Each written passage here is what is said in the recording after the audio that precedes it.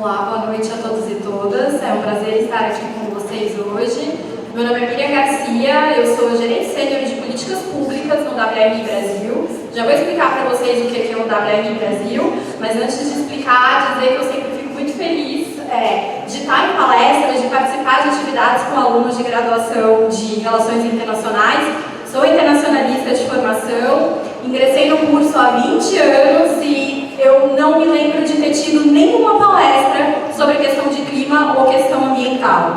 E quando a gente vê que o Brasil é uma potência diplomática nessa área, assim, eu acho que é extremamente preocupante não termos mais matérias sobre política externa brasileira focada em questão ambiental, ou então entender como é que funciona a governança ambiental global. Então, para mim é sempre um prazer conversar aqui com os alunos e estou à disposição para depois trocarmos também figurinhas sobre as possíveis trajetórias de trabalho nessa área de RI e meio ambiente. Eu sempre, toda vez que eu vou me apresentar para o trabalho, eu sempre falo, eu construí a minha carreira na intersecção entre relações internacionais e meio ambiente, e quem não conhece nenhum nem outro fica olhando para minha cara, mas você trabalha com o quê? E é isso que eu vou explicar aqui para vocês agora.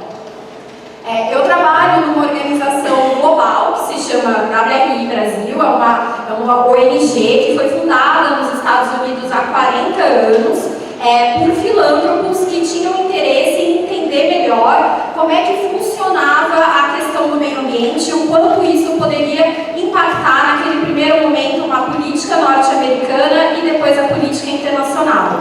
A WRI tem mais de 40 anos, aqui no Brasil a organização atua já há 10 anos e se apresenta como um instituto de pesquisa aplicada, né? O que o professor Rodrigo falou aqui há pouco, o que vocês fazem aqui na universidade é ciência, mas há outras formas de se fazerem pesquisa e que essa pesquisa seja colocada à disposição dos tomadores de decisão. Então, a WRI é uma organização que tem diferentes ali pessoas que passaram por trajetórias acadêmicas, mestres, doutores, faz parcerias com universidades com o intuito de produzir pesquisa que não vai ser necessariamente publicada num periódico ali por revisão de pares, mas que passa por um processo de revisão interna e oferecida aos governantes para tomada de decisão. Aqui no Brasil, o WRI trabalha com 3 agendas, e a hora que eu explicar as 3 agendas que o WRI trabalha, vocês vão entender como a questão ambiental é complexa. Nós trabalhamos com o clima, e o que isso significa, vocês podem colocar aí na conta toda aquela questão de jargão, de trabalha para mitigação, trabalha para adaptação, financiamento climático, energia, trajetória de descarbonização, trabalha com florestas, porque quando a gente fala de clima aqui no Brasil, mais de 80%, quase 80% das nossas emissões, do nosso perfil de emissão está relacionado a desmatamento e mudança do uso da terra, então esse é um tema super importante. E tem o programa de cidades, que eu acho que é o que conecta bastante aqui com vocês. Quando eu falo assim, por que a questão ambiental ou a questão climática ela é importante do ponto de vista de relações internacionais e por que nos faz operar numa governança multinível? Aqui, para quem é aluno de relações internacionais, eu falo que a única questão, o único ponto que o clima encontra a palavra fronteira, para além das negociações internacionais, é nesse conceito desenvolvido pelo professor Rockström, do Instituto de Estocolmo de Resiliência, que fala sobre fronteiras planetárias. São cientistas ao redor do mundo que estavam reunidos, cientistas que trabalham na parte de ciências duras, físicos, químicos, engenheiros, tentando descobrir um jeito de mostrar um alerta muito grande para políticos, para tomadores de decisão sobre a importância das questões ambientais. E aí o que eles resolveram em 2009? Adotar um jargão que todo diplomata entende, fronteira. Então, se todo diplomata entende fronteira, eles traduziram tudo que eles estavam vendo nos conhecimentos das ciências duras para um conceito de fronteiras e apresentaram as fronteiras planetárias. São fronteiras que, se nós passarmos elas, o equilíbrio da Terra está em perigo. Ou seja, nós não sabemos o que vai acontecer em termos de clima, em termos de serviços ecossistêmicos, em termos de acidificação dos oceanos, e aí tem toda uma questão da parte das ciências duras que eu não quero entrar. O que eu quero trazer aqui para vocês Eu acho que é um alerta muito importante, porque hoje, quando a gente fala de clima, nós falamos de emergência climática. Em 2009, das 9 fronteiras planetárias que tinham, 3 tinham sido cruzadas. O ano passado, eles fizeram uma nova avaliação e 6 fronteiras foram passadas, e essa daqui de cima, ó, essa daqui é a do mudança de clima. Ou seja, não tem linguagem melhor para contar aí para um diplomata, passou a fronteira, você agora tem que tomar uma ação.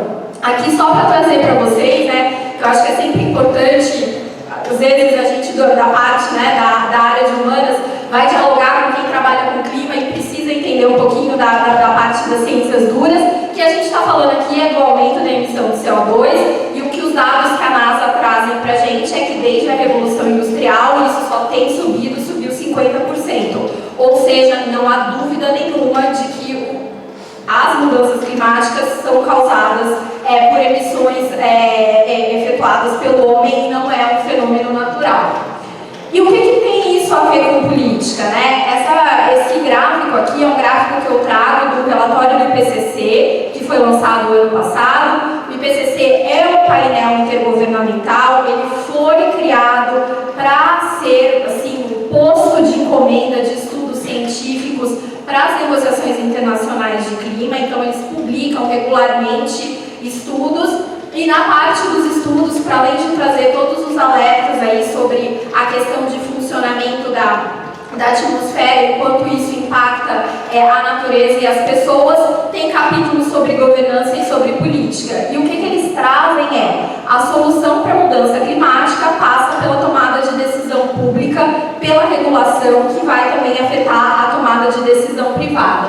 E mesmo considerando todas as políticas implementadas, as políticas que os países já se comprometeram por meio do Acordo de Paris, a gente ainda tem um aumento de temperatura da Terra daqui até 2100 muito acima do que dito pela ciência. A ciência nos diz bem abaixo de 2, idealmente 1,5, porque senão não sabemos as consequências. Então aqui, como brasileiros, a última epidemia de dengue que a gente viu, já tem cientista pesquisando se o aquecimento, né, as temperaturas recordes que nós vimos no ano passado, vai aumentar o número de doenças arboviroses, que são essas causadas.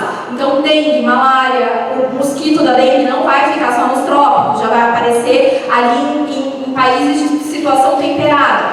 Então, assim, são diferentes desequilíbrios que vão impactar a vida de todo mundo, né? Então é por isso que quando a gente fala todo mundo é porque emitiu CO2, ele vai para a atmosfera. Não importa se foi o Brasil que emitiu, se foi a Indonésia, se foi a França, está na atmosfera e isso vai impactar todo mundo.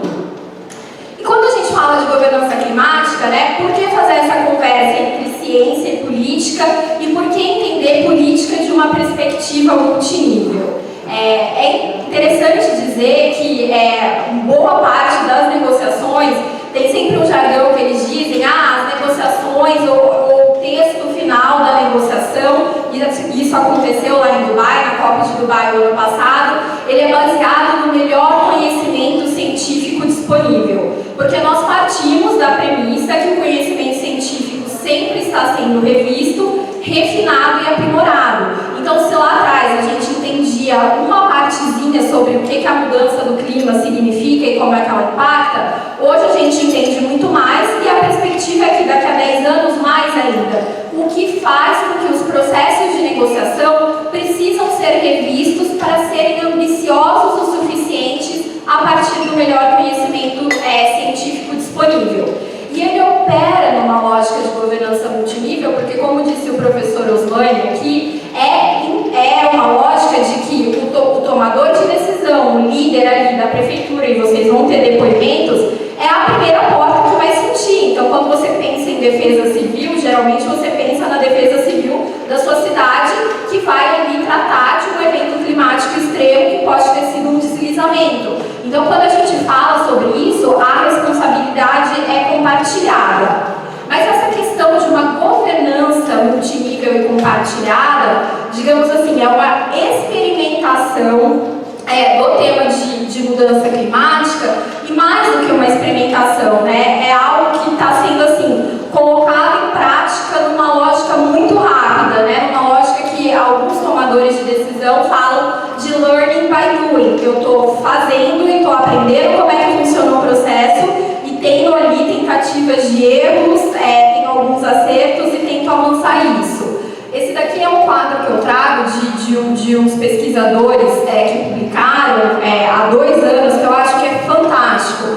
Porque quando você pensa em relações internacionais e todas as aulas de teoria de relações internacionais que vocês já tiveram, muito provavelmente vocês estão olhando só para esse círculo azul aqui, que ele é o mais escuro, que aqui representa ali onde se dá as negociações climáticas. Ou seja, os países entenderam que tinha um desafio gigantesco para serem enfrentados por meio de instrumentos do direito internacional. Criam uma convenção quadro das Nações Unidas sobre Mudança do Clima, a famosa UNFCCC, que é essas siglas que vocês veem. Essa convenção é estabelecida ali na ECO 92, na Rio 92, ela vai ser operacionalizada e ela, ao ser operacionalizada, faz ali, a conferência das partes para que os países possam adotar os instrumentos. Então teve lá atrás o protocolo de Kyoto, mais recentemente o que nos rege é o Acordo de Paris, e até então estava ali naquele círculo, manda o diplomata, ele negocia, volta para casa, ele tem a meta para implementar. Era assim que funcionava. Só que em 2013, 2014, quando estava passando a negociação para o sucessor do protocolo de Kyoto, que viria a ser o Acordo de Paris, houve uma preocupação muito grande do alto escalão das Nações Unidas. E aí, quando eu falo alto escalão, nós conseguimos retraçar isso a entrevistas, a artigos publicados que chegavam até o secretário-geral das Nações Unidas, que na época era o Ban Ki-moon, de que Paris poderia ser um fracasso.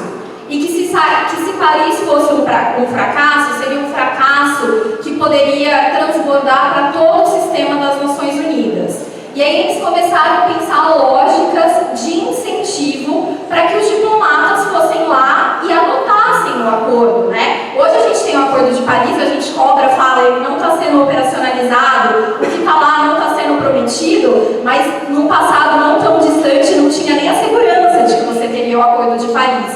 E esse medo de sair sem nenhum instrumento faz com que o Ban Ki-moon, ali como secretário-geral das Nações Unidas, a Cristiana Figueres, que na época era secretária-geral da Convenção Quadro sobre Mudança do Clima, e as duas presidências, a presidência da França, da COP, e a presidência de Lima, façam um esforço muito grande para convidar atores não estatais e governos subnacionais para se envolverem cada vez mais nas negociações.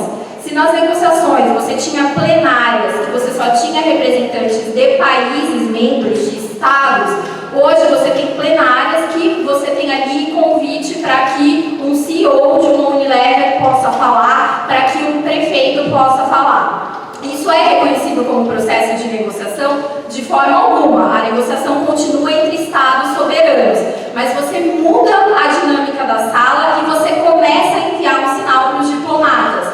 Aceitem o compromisso de ação climática, porque a hora que vocês aceitarem esse compromisso e voltarem para casa para colocar esse compromisso, você vai ter uma cidade que é comprometida e vai também reduzir as emissões de gás de efeito estufa te ajudando. Você vai ter uma empresa que vai começar a olhar para as comunidades que ela trabalha e colocar ações de adaptação. E de 2015 para cá, com essa abertura, com esse reconhecimento do que nas Nações Unidas é chamado de Non-Party Stakeholders, NPS, parties, as partes são os estados, e Non-Party Stakeholders, os NPS, é a linguagem onusiana, o jargão da ONU, você tem essa dinâmica de retroalimentação para poder criar uma governança multinível. Então hoje, o que uma prefeitura faz, o que o município faz, o que uma empresa faz, pode ser reconhecido, inclusive dentro de um portal das Nações Unidas de Clima, como uma ação climática voluntária que contribui para que o Brasil possa atingir a sua meta.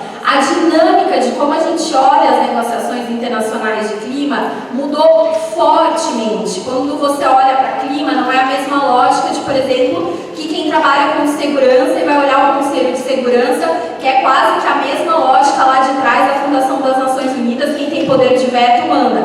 Aqui você tem uma expansão daquele círculo azul para exemplo, azul claro, onde você vai convidando esses atores, e esses atores, eles têm meios de implementação, eles têm conhecimento, eles têm mecanismos de transparência e accountability para mostrar o que está sendo feito, eles mandam orientações e sinais para que os estados possam adotar políticas mais ambiciosas, mas eles também estabelecem ali alguns padrões, por exemplo, padrões ESG. Se isso é suficiente, claramente não. Eu volto lá para aquele primeiro slide falando das fronteiras planetárias, mas é um fenômeno social que a gente vê nas negociações climáticas e que de forma alguma deve ser freado, porque ele ajuda a dar mais capilaridade para o tema de mudança de clima. E eu encerro aqui a minha fala.